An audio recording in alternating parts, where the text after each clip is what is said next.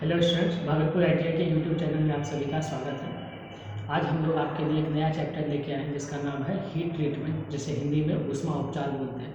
आज हम लोग उसका जो पीडीएफ आपको मिला है निम्न के द्वारा, उसके क्वेश्चन को देखेंगे और उसे सॉल्व करने का कोशिश करेंगे। यह वीडियो 2 लैंग्वेज में होगा, हिंदी और इंग्लिश दोनों में। क्वेश्चन आपका इंग्लिश में भी दिखेगा और हिंदी में भी रहेगा। उसी को हम लोग समझेंगे और सॉल्व करते चलेंगे। तो देखते हैं हम लोग उसका पहला क्वेश्चन। देखते हैं हीट ट्रीटमेंट ऊष्मा उपचार का पहला क्वेश्चन नंबर 177 नंबर क्वेश्चन हम लोग देखते हैं। पूछा जा रहा है what are the various types of heat treatment process. What are the various types of heat treatment process. ऊष्मा उपचार का कौन कौन सा विधि होता है। ठीक है, तो ऊष्मा उपचार जो हम लोग चैप्टर अभी पढ़ने वाले हैं उसके बारे में थोड़ा सा जानकारी ले लीजिए। हीट ट्रीटमेंट जिसे बोला जाता है ऊष्मा उपचार, इसको हम लोग इसलिए करते हैं किसी भी मेटल्स धातु जो हमारे पास होता है उसके अगर प्रॉपर्टीज़ में गुण में हमें कुछ बदलाव करना होता है हमारी ज़रूरत के अनुसार, तो हम लोग ऊष्मा उपचार विधि को अपनाते हैं। अगर हमारे पास कोई एक मेटल्स है जिसमें लचीलापन अगर कम है तो उस मटेरियल में लचीलापन लाने के लिए हमें ऊष्मा उपचार विधि से उसे गुजारना होता है। सेम उसी तरह कोई एक मटेरियल है जिसमें कि उसमें अगर उसकी कठोरता कम है, उसकी कठोरता को बढ़ाने के लिए भी हमें ऊष्मा उपचार करना होगा, तभी हम उसमें कठोरता को बढ़ा सकते हैं। तो ऊष्मा उपचार का अगर कोई पूछा जाए आपसे कि क्या काम है, तो किसी भी धातु में अपने कार्य के अनुसार अगर उसमें कोई गुण हमें इंट्रोड्यूस करना होता है तो हम ऊष्मा उपचार प्रक्रिया वहाँ करते हैं। इसके लिए हमें मुख्य रूप से 3 प्रकार के ऊष्मा उपचार होते हैं। पहला होता है एनेलिंग, दूसरा होता है नॉर्मलाइजिंग,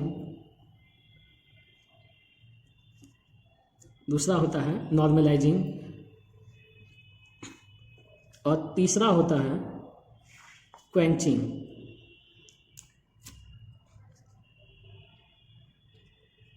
ये 3 है, एनेलिंग, नॉर्मलाइजिंग और क्वेंचिंग। ये मुख्य रूप से ऊष्मा उपचार की विधि है। और इन तीनों ही प्रोसेस में, तीनों ही प्रक्रिया में हम क्या करते हैं, थोड़ा सा अलग है। सभी में पहला जो स्टेज होता है ये 3 स्टेज में बटा होता है। फर्स्ट स्टेज, सेकेंड और थर्ड स्टेज। ये 3 स्टेज में होते हैं पूरी की पूरी प्रक्रिया के लिए। पहला अगर एनेलिंग में बात किया जाए तो सबसे पहले हम लोग मटेरियल को हीट करते हैं, हीट किया जाता है, जिसे आप लोग हीटिंग या हीट बोलते हैं। मतलब मटेरियल को गर्म किया जाता है। तो कैसे गर्म करते हैं, तो हमारे पास फर्नेस होता है, फर्नेस भट्ठी होता है जिसके अंदर क्या किया जाता है, उसे गर्म किया जाता है। तो इसे जब गर्म किया जाता है, ये एक डिवाइस होता है जिसके बाहर हम दरवाज़ा इसे ओपन करते हैं और मटेरियल को अगर हम यहाँ रख देते हैं और एक टेम्परेचर सेट कर दिया जाता है जिसके बारे में आगे बात करेंगे। उस टेम्परेचर के बेसिस पे हम उसे गर्म करते हैं। गर्म करने के बाद उसे ठंडा करना होता है। तो सबसे पहला प्रोसेस होता है गर्म करने का, हीटिंग करने का जो दूसरा स्टेज आता है उसको बोलते हैं आप लोग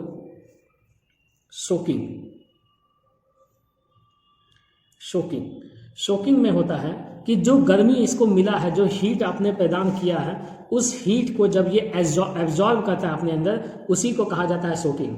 नॉर्मली आप समझ सकते हैं शोकिंग मतलब शोक करना, मतलब वो अपने अंदर जो हीट को जमा कर रहा है वही प्रक्रिया क्या कहलाती है, शोकिंग। और तीसरा स्टेज जो इसका आता है वो आता है कूलिंग का।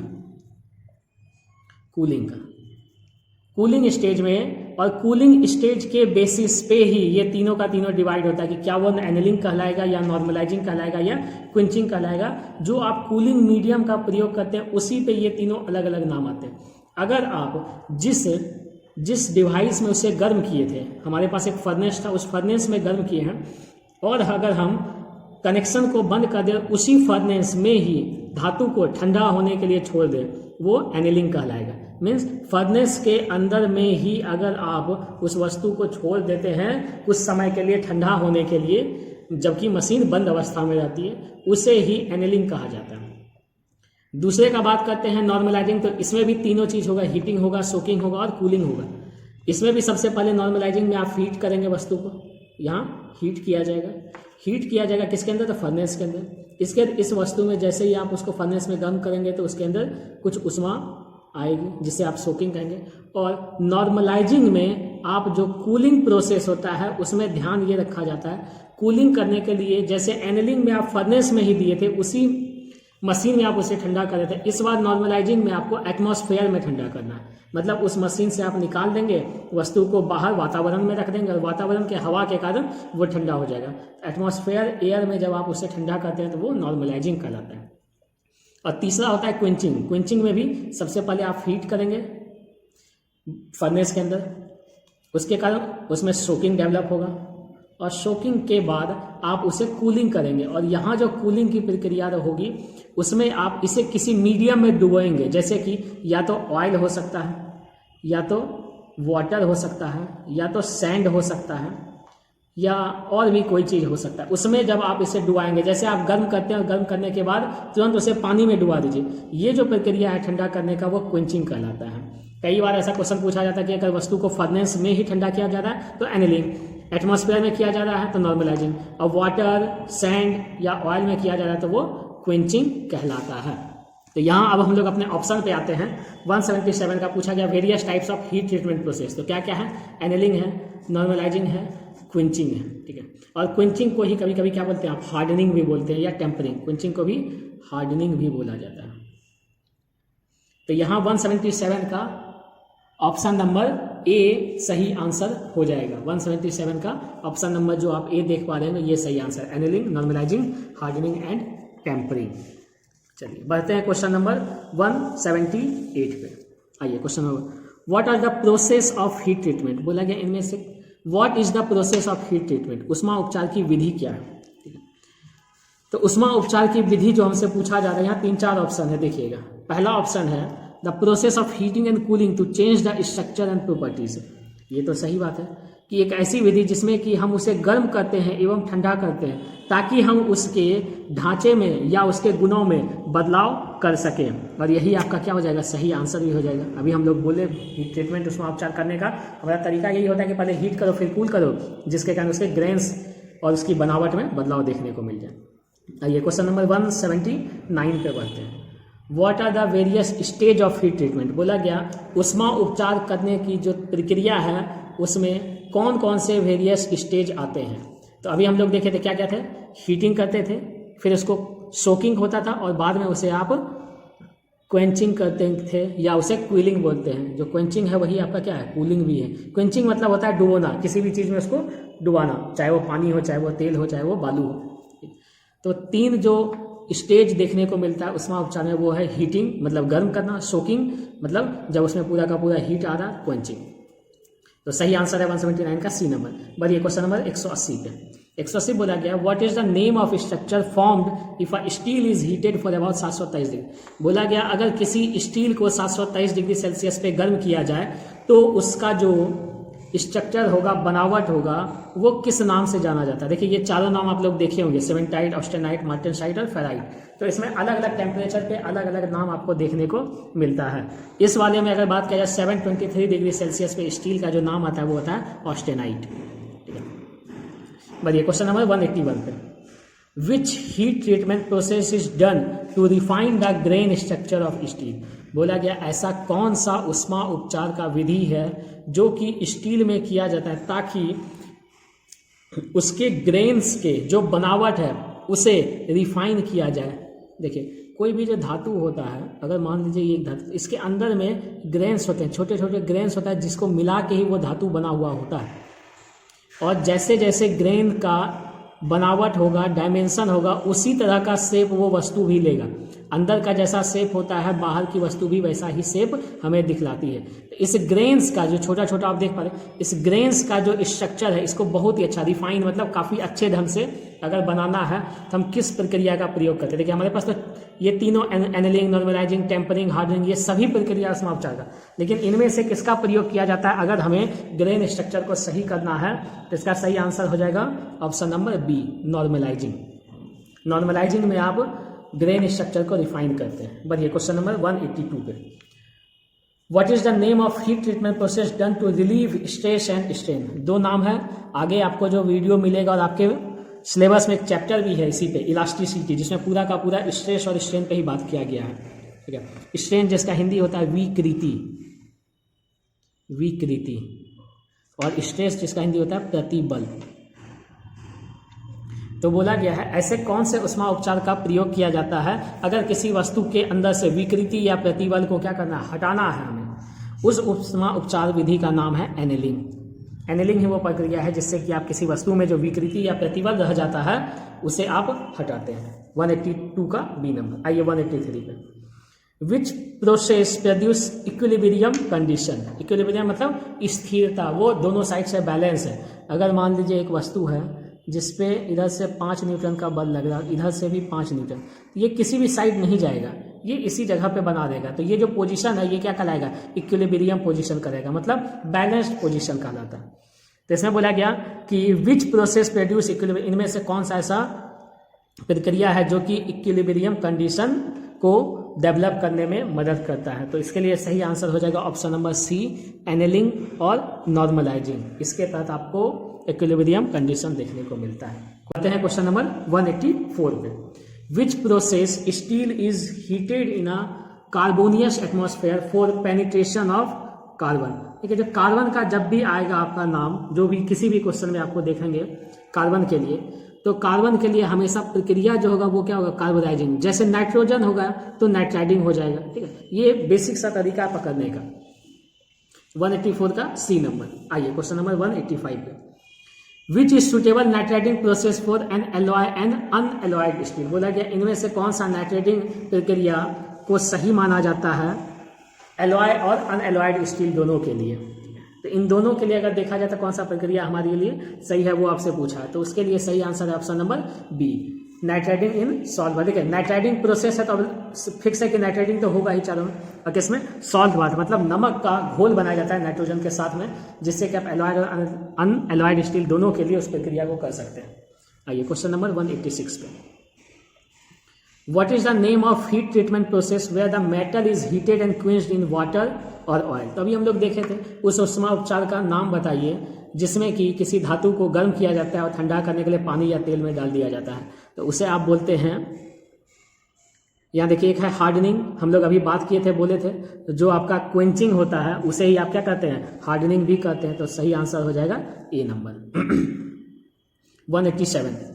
विच is a kind of surface hardening process. इनमें से ऐसा कौन सा प्रक्रिया है जिसे कि किसी भी वस्तु के सतह को मजबूत या कठोर करने के लिए प्रयोग किया जाता है।